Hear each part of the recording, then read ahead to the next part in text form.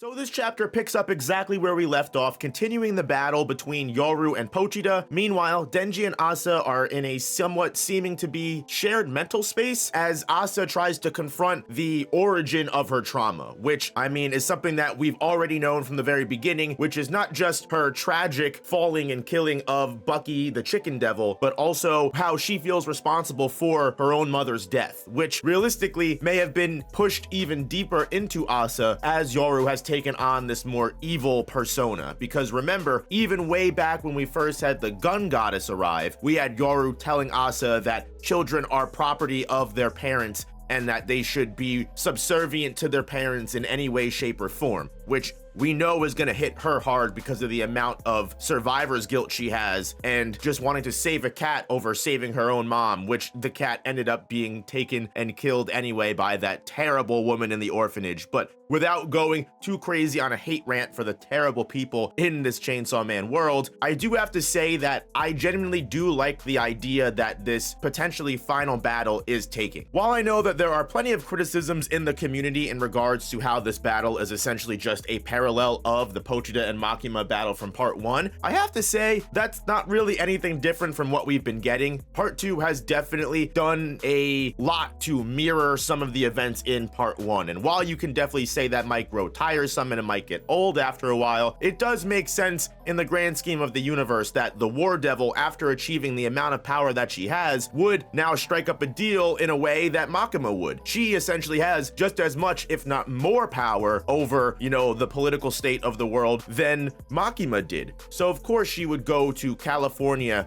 which has one of the highest populations in the world, which is just one state of the United States, by the way. Crazy. And she is basically now upscaled to where Makima was in part 1, if not higher, because of the supreme powerful devils that she has control of. Something like the Accident Devil that she completely summons from hell and then turns into some kind of chainsaw whip, which is just absolutely insane. For one, that Yoru is just able to completely summon whatever devil she wants, seemingly, because I have to imagine the fear of getting into an accident is definitely a big deal in the Chainsaw Man world. Remember, all of these devils are powered up by how scared and terrified people are. You already know in this day and age, there are people that won't even go get a license and drive, at least in my own country, because they are terrified of getting into an accident. So you have to realize how powerful Yoru has gotten at this point. Not only is she essentially invincible, because no matter how many times Pochita kills her, it's not killing Yoru. It is essentially just killing people in California. Because the very first,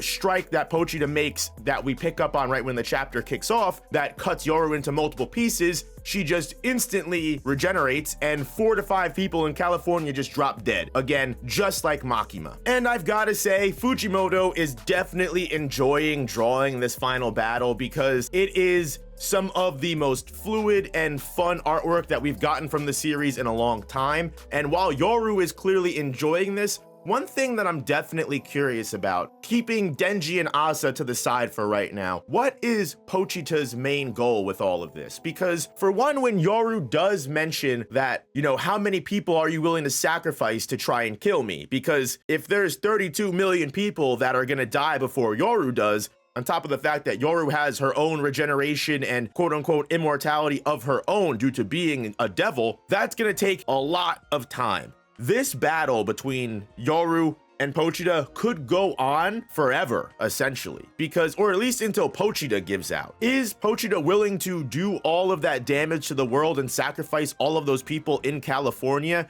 And who knows what other devils that Yoru will be able to summon and be able to turn into weapons of her own, because the Accident Devil, I have to imagine, is just one of the many devils that she has made become subservient to her. If Yoru is so powerful that even the Death Devil herself is questioning using her powers and stopping her, that should tell you everything you need to know. The fact that Pochita is fighting this battle and Death and Famine are just standing there watching. This video is sponsored by GamerSupps, the ultimate energy and and focus formula. Use my code NOOP now for 10% off, and thank you GamerSupps for sponsoring the channel. And sure, famine was shown to be weak. Again, famine as a devil, because fear of famine isn't that strong in the world, at least concentrated in Japan. Like I said earlier, because I got a lot of comments last time I mentioned this, there is starvation and mass hunger in the world. That's not what I'm saying. But what I am saying is the way that first world countries are, we no longer fear insane starvation events where it causes mass extinction. That is not something that the first world fears a lot, unfortunately. There's fear of that in third and second world countries, which is definitely terrible, and I would hope that that gets fixed as soon as possible. I guess that's what the people in the comments wanted me to say. But the point is, famine is weak. We see how she gets easily no-diffed by fake Chainsaw Man. And Death, while easily, again, no-diffing them with the Falling Devil, showing how Death Devil is at least stronger than a Primal Fear, Little D does not want to take the chance that she will hurt her friends that she went to karaoke with. And again, you could say that that's stupid, that's not a great plan, and all these people in California are going to die because Death Devil isn't willing to make a move. But if you really think about Death's true nature and goal, how lackadaisical she has been about everything, how she was willing to create the Chainsaw Man Church and sacrifice all of those people in the Chainsaw Man Church and in those protests just to potentially empower Chainsaw Man, and her plans didn't even work. And now Yoru has become so strong, stronger than Death ever intended to, and potentially has surpassed even her herself. I think it makes sense that Death would be willing to not play a role in this fight just because her friends may inadvertently be affected.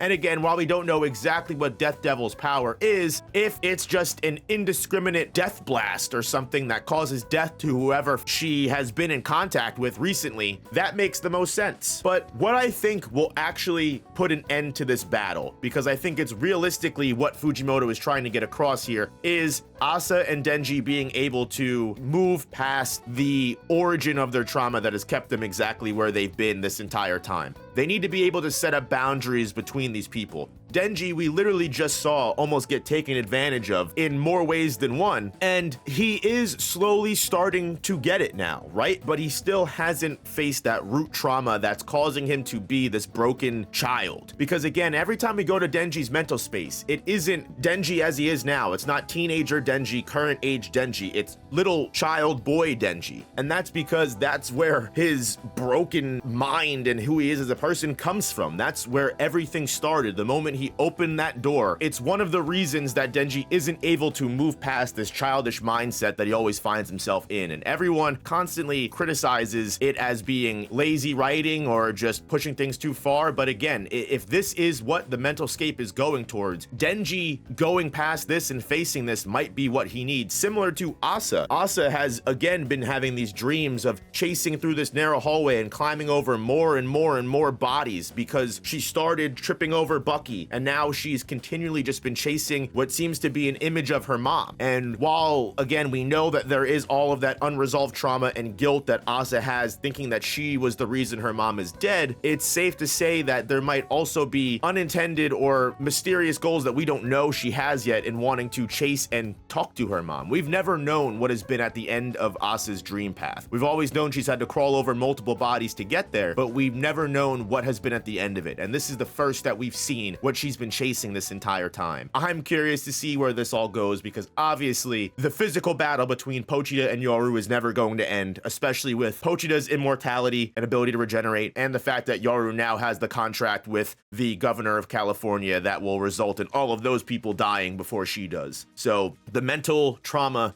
and the rebuilding of the minds of these two characters that have just been devastated beyond belief at this point is the only hope we have of this, what might be the final battle of Chainsaw Man Part 2 coming to a close. Let me know what you guys think. Genuinely, do you guys think there's anything else in the story to cover beyond this battle? Do you guys think this is just the beginning? Do you guys think if we beat this mental scape after we do this, we're still gonna have to deal with Little D, Death Devil? Let me know down in the comments below. And if you're looking for more Chainsaw Man content, I have plenty of different kinds of Chainsaw Man content on the main channel, like Gojo versus every Chainsaw Man devil, or even the Chainsaw Man characters taking on the Shibuya incident in Jujutsu Kaisen, or I've also got plenty of Chainsaw Man content like talking about all the primal fears and every single chapter review that you could possibly think of throughout the Aging Devil arc and so on. So guys, check out any extra content that you want on this channel as well as the main No Operator channel, because if you're looking for something to binge, Chainsaw Man or any other series or video game otherwise, you know where to find it. And I will see you guys in the next one. Peace.